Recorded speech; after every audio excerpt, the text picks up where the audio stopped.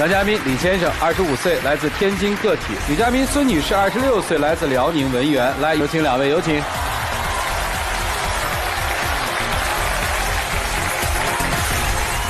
欢迎两位啊！结婚前对你很好，对。婚后你觉得他变了是吧？结婚是2年是吧？变化最大的是什么呀？就是感觉我俩谈恋爱的时候，他对我特别好啊，然后总是对我嘘寒问暖的，特别关心我，也照顾我。但是结婚了之后，就感觉他变了，也不关心我，也不在乎我了。举点实例好不好？有一次我吃坏肚子了，然后还挺严重的，上吐下泻的。第3天的早晨，我肚子特别疼，我就说你起来，你把饭热热。喊他也不动，他就在那睡，也不管我。让他起来，他也不起来。为什么呀？这确实那个是有点怪我有点懒了。但是后来我起来之后，我就带他去医院了。因为一开始我以为就一个拉肚子，没想到会有这么严重。主持人，我跟你说，那不是说他带我去医院的，是我说我那就去医院呗。其实当时我挺来气的了，我就感觉他也不在乎我了。你说我俩谈恋爱的时候，有一次我发烧了，就是半夜发烧了，他二话没说就起来下楼去找药店给我买那个退烧药啥的，买回来之后又拿毛巾啊给我擦身子，挺照顾我的。但是你说这次拉肚子这么长时间了也不管我，当时我说上医院他才去的。哦，所以你关注的是有对比的关注，对吧？对。啊，心里很委屈是吧？对。那也不能说因为这个事他就和我闹离婚呀。就因为这事儿闹离婚了？对呀，他已经把离婚协议书都写好了。那你签字了吗？签了。签就不应该了嘛，你应该不签哄他吗？对啊，当时我生气了嘛，写个离婚协议书，我想着吓吓他，然后让他跟我说说好话哄哄我，没想到他还真签了。那我当时也在气头上，因为就这点小事你就和我要闹离婚，那我肯定我也在气头上，然后我就签了呗。当天晚上我就在客厅沙发上也没怎么睡觉，在那儿躺了一晚上，想来想去，后来还想这点小事有点太过了。其实我签字也是就想吓唬吓唬他，看看我签了之后他会有什么反应，但没想到他也没有反应。后来第2天早上之后，我就回卧室，我说那个你把那个昨天签的离婚协议书拿出来我看看，昨天我都没仔细看，我看你都写的什么呀。然后他就拿出来之后，我趁他不注意，我就抢过来撕了。行了，这事儿不就过了吗？是啊，那你说他不关心我也就算了，我俩结了婚之后，你说家务活他也不干。以前还挺好的，但是结婚之后也不知道他怎么了，没事在沙发上坐着玩游戏，这不就往床上一倚，喊他也不动。有一次我俩周末休息了，我合计收拾屋子呗，然后床单被罩啊啥的给洗洗。洗完之后，那我自己也晾不了啊，晾不了我就喊他呗，他就在沙发上坐着，也一动也不动。那玩游戏嘛，玩到一半他也玩游戏，这不光是就我自己玩，他有时候我干点啥我自己干不方便的话，我喊他也不动啊，不能老怪我。再说他也太爱干净点了，有点。那衣服也不是说夏天，也不是衣服也没有特别脏，也没有味儿，就穿过一次的衣服，赶紧就得洗。然后像什么地板啊，还有桌子呀，那都挺亮的，一摸也没有灰，而且都能照出人影来。我觉得没必要再拖再弄，他就好像有洁癖一样，他就总喊着必须我得干怎么地。那就一周收拾2、3次，那还算多吗？2个人一起干呗，没事的时候。这你说家里的活吧，我还操心，你身上的事还让我操心。他身上有什么事儿？本来我为了他好吧，他还不领情，他还说我，就拿你说戒烟这事儿吧，我就想着没事把烟戒了吧，然后以后我俩还要孩子，他抽烟对身体也不好。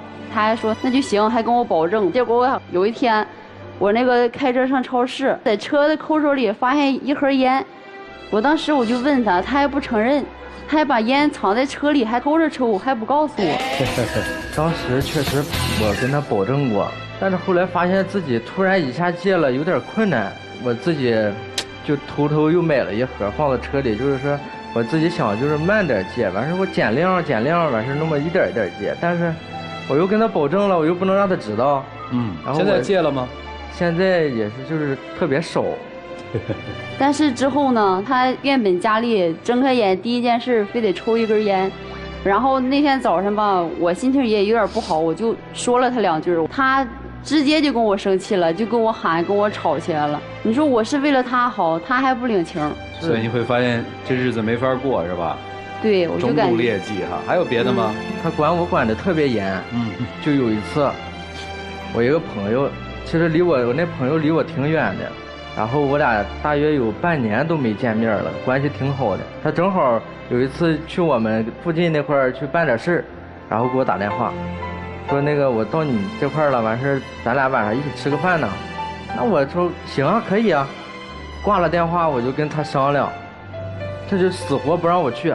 那是因为我是不让你去吗？那天不是我身体不舒服吗？你在家陪陪我。以前谈恋爱的时候，什么事儿你都以我为中心。现在呢，现在都是啊，你朋友重要，别人都重要，都不管我。那我这朋友本来就挺远的，而且我又不是说天天总是出去聚会啊什么的，就偶尔这么一次你还这样。那还有那次呢，也是我朋友说喊吃饭，正好我朋友过生日，这回还行，说那咱去吧，挺好，挺高兴的去了。去了之后，从饭桌上正喝的高兴聊的开心的时候，他突然来一句少喝点吧，怎么地，就管上我了。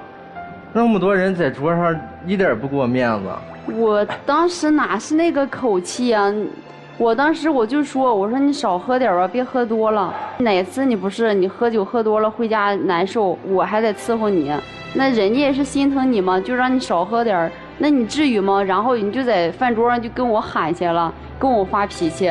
一桌人那么多人，你说你说我你能不能小点声？其实我知道你是说怕我喝多，那你在我耳边你小点声说，你说哎老公你少喝点呗，怎么你商量着我点儿。那我说你这完你就生气了，拎包又走了。走了你连追也没追我，连管也没管我，不还是证明你心里现在没有我了吗？那你也没为我考虑啊。那么多人朋友过生日完事你一点面子不给，就像这种事以后你看我这朋友到现在还给我打电话叫我出去吃饭吗？朋友重要还是他重要？他重要，但是也得分情况呀。你这些朋友就因为这个就不叫你吃饭了，很少叫我了，基本就绝交也好，这样的朋友不交也好啊。我问几个问题行吗？啊，这个你们俩都应该很痛苦吧？反正挺累的。啊，累，你是累啊还是痛苦？就是他管的我太严了，我也是挺压抑，就是。哦，你压抑，你很累是吧？第二个问题，你们俩谈了多久结的婚呢？2年。当时为什么决定嫁给他呀？我当时我感觉他人挺好的，挺老实的，然后对我也挺照顾的。现在经过2年的这个婚姻生活，发现这哥们儿老实吗？也挺老实，但是他就感觉本质是好的。对。好。当时为什么娶她呀？挺漂亮的，而且漂亮，说的是实在话。处着，其实那会儿她也是挺温柔，对我说话呀什么的也都挺关心我的。啊。那现在就是结完婚之后，行，脾气还漂亮吗？现在？漂亮是还漂亮，就漂亮没变啊？还温柔吗？温柔有点不太靠边了都。哦，温柔都不靠边了啊！好，大家注意看啊，这2年改变了多少？本质都没太大的变化，但是对对方的态度都在变，从温柔到严厉，从照顾到冷漠。今天来这儿是真想离婚吗？我就想他能改个，能。你让他改什么呢？能变回以前那样，就是多在乎我点。你们俩平常都聊些什么呢？不会天天就是为这些事儿争吵吧？有美好时光吗？就是他也会陪我出去逛街啊，然后逛街就是美好时光。看看电影。还有吗？其实我要求不高，我就希望他能好好对我。他现在对你是非常冷漠呀，还是不关心呢？还是不会关心呢？就感觉他不关心我。那为什么不关心你呢？想过吗？怎么把媳妇儿都弄成这样了？我觉得吧，没结婚之前，我的心这一天肯定是还是比较，就是没有别的想法，就只有说和他在一起，就心里想的只有他啊。然后，但你结完婚了之后，我们俩是一个家庭了。我觉得我要想想以后这个家呀，以后怎么往下走，怎么做。所以说，在这方面心思肯定会，不可能说和以前那么每天只知道哎下了班俩人就出去玩啊，出去什么，我觉得有点幼稚了。然后就是说时间长也带着他出去旅游啊，看看电影啊，也消遣消遣。我觉得这样也还可以。这个话题经常上演。恋爱的时候你对我那么好，为什么结婚之后你却变了？这背后到底是什么哈？我们先听听老师们的分析，一起进入丘比特问卷。从闹肚子到闹离婚，你俩挺会闹着玩啊。离婚这个词儿是非常严重的，在婚姻关系当中，不是对方出现了原则性问题，或者是我真的内心想要结束这段感情的时候，是不能提的。提到这2个字，伤人、伤心、伤感情。所以我提醒2位，以后不是遇到什么大事儿，咱别提离婚，好吗？刚才川哥一直在问，为什么就这样了呢？女孩为什么就在这儿哭呢？到底是什么原因呢？我来帮你解答一下。我听到了一句你多次提及的词，叫做“我都是为了你好”。我们常常在哪儿听到啊？妈妈会跟儿子说，对不对？啊，我都是为了你好啊。这个有一种冷叫妈妈觉得你冷，但是很少会听到女朋友或者妻子对丈夫说。即使是说了，我们来分析一下这个句子，我都是为了你好，主语是什么？是我，所以我才是利益的获得者。当我听你们的故事的时候，我在本子上画了几个圈儿：家庭、朋友，还有家人。在家里，这个地方整理不好，我就要一直整理。可是对于他来说，他可能觉得这儿已经很好了，我为什么要去把它弄得地面能看到我的脸，要亮到这个程度？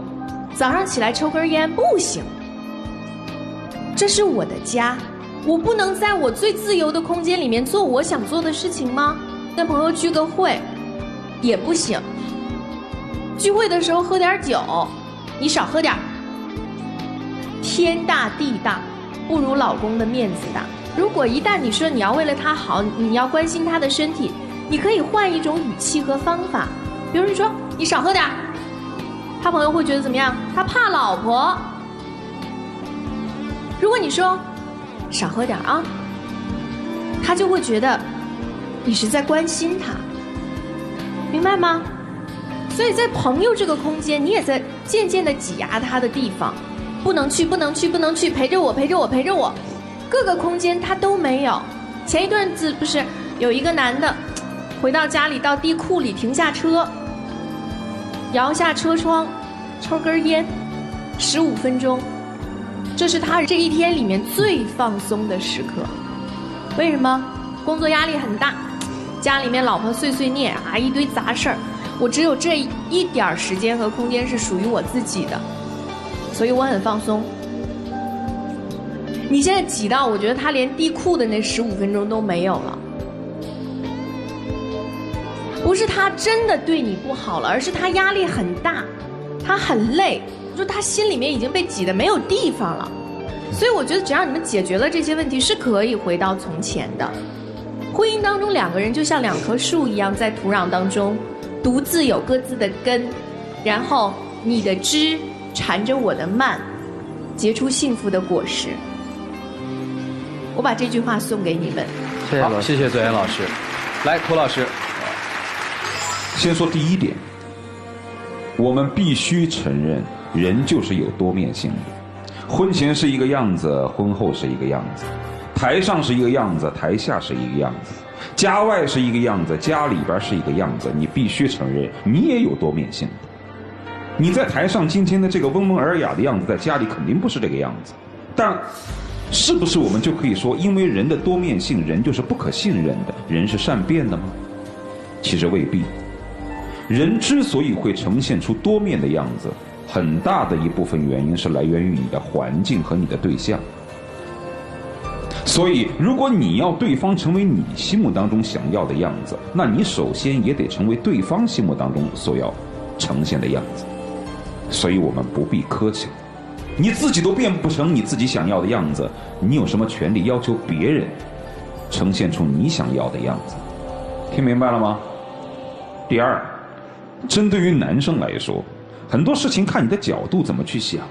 你说你觉得一帮大老爷们儿在酒桌上喝酒，自己的老婆没有伏在你耳边低声跟你说，而是用正常的音量跟大家说少喝一点，你觉得这很没面子。但我这个年纪的男人就会觉得有人关心真好，你看我老婆有人管着我，你看你们都没人管。所以看你从哪个角度去看，我们不能说想要女人温暖的时候我们就要说老婆你管管我，我们不想要的时候你给我闭嘴。尊重对方的习惯。接下来一起进入真情60秒。我觉得吧，有些时候你确实是为了我好，我心里多少也知道，但是你说话方式能不能改一改？那你要是真是一句话用不同的方式说，我就不同的感受。那你要是温柔一点，我是不是听着也舒服？然后我也肯定会服从你，对不对？那你要是总那么一说话就跟要干仗似的，那咱俩人慢慢的感情也会减少。是，你说咱俩结了婚以来，你说整个家都是我在操心着，你说什么你也不管，我就希望你能多关心我一点。我知道是有些时候我心有点想的有点太远了，有点忽略了你，但我知道以后咱们都各自找自己的毛病吧。谢谢两位，请回吧，谢谢你们啊。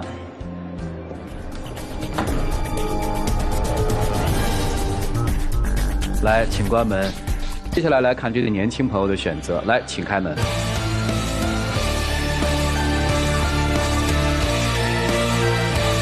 有请。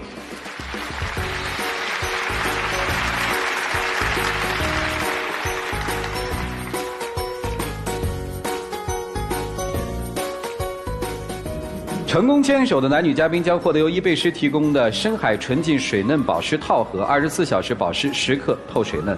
来，我们见证属于他们的浪漫时刻，各位请见证。咱俩在一起这长时间了，我也从来没给过你浪漫，没向你求过婚，我爱你老婆。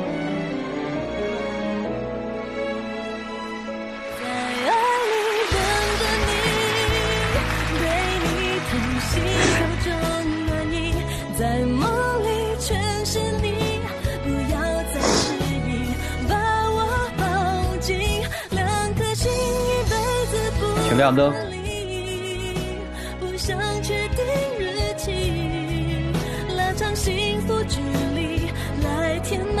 祝你们幸福，请回吧，谢谢两位。谢谢主持人，谢谢老师。谢谢老师。